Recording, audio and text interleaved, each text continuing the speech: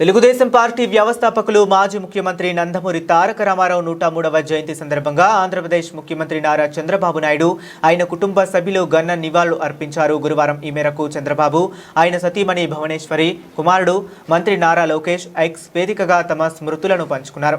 కృషి ఉంటే మనుషులు ఋషులవుతారనే మాటకు ఎన్టీఆర్ నిలువెత్తు నిదర్శనం.